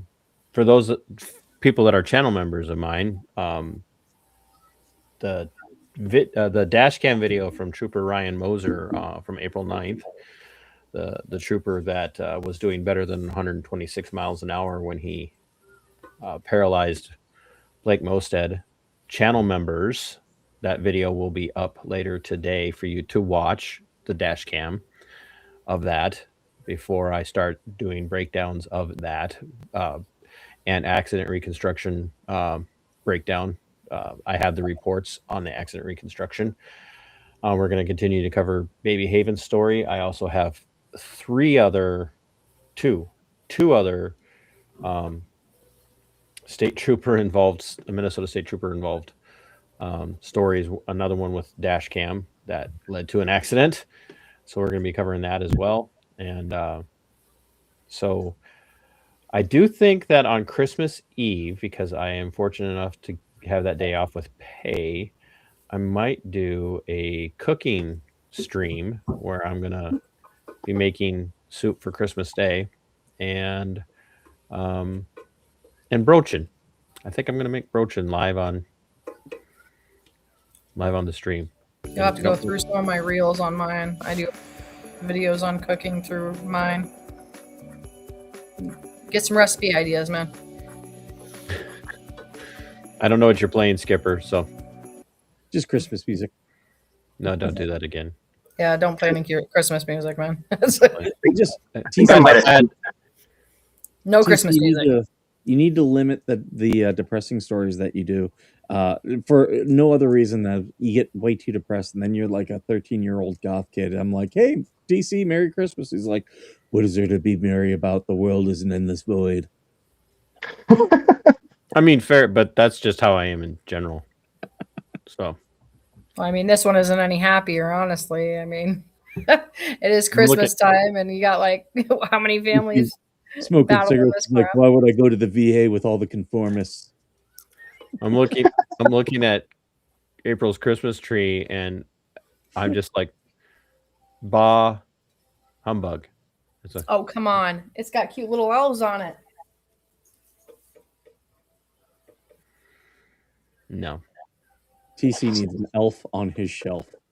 No, I don't. Put it right here between your books. I'm gonna. My elf on the shelf is what I use to film my OnlyFans stuff. So.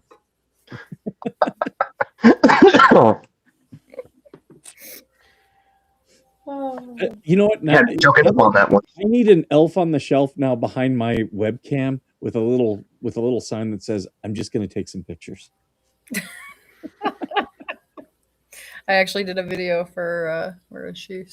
I did a video for my daughter for Elf on the Shelf where I had gotten a hold of her phone and was like twerking and everything on on her camera. Thank you, Jenna. TC with an elf on himself. It's not funny. It's not funny. I've got school. I don't. Christmas story with a big coat. Just come on in the coat. Do it, all of us. Big old coat so we can't move. Come on, guys, come on. I'm upset that they took Christmas with the Cranks and put it behind paywalls on everything, so I couldn't watch my annual Christmas with the Cranks this year. So screw you and your happy holidays. So, hey, you can't say that. I mean, at least your statute of limitations isn't running out literally on Christmas, and you got a foreclosure notice 2 days ago. You stop being all down in the dumps. TC might not. I'm still smiling. Don, who's been on the show, was an actor, and I always see him this time of year because he's one of the cops at the end of National Lampoon's Christmas Vacation. And me and Don have been talking about bringing him back onto the show. Just we haven't figured out when, but always good to see him bust into the Griswold's house. We should probably end this before April decides it's nap time. The poor girl can't stop yawning. I ate right before we started this, and I'm like, man, that was not a good idea. Yeah, trust me, this show puts everybody to sleep. It's not just you. Well, some of them are still awake. I also have to work third shift, so. We should probably end before AVA's phone dies, too, because he hasn't restarted it. Yeah. All right, everybody. I think we're going to go ahead and roll out. I like AVA just ended the show for us. Skipper, get us out of here. Like, peace. All right, guys. Make sure you go and you send the letters on April's behalf. Make sure you follow her on Facebook and share all of her posts. And if you can donate to her GoFundMe or Cash App or anything, please do that as well. Make sure that you subscribe to myself, TC, and AVA. And as always, thank you for being worth serving.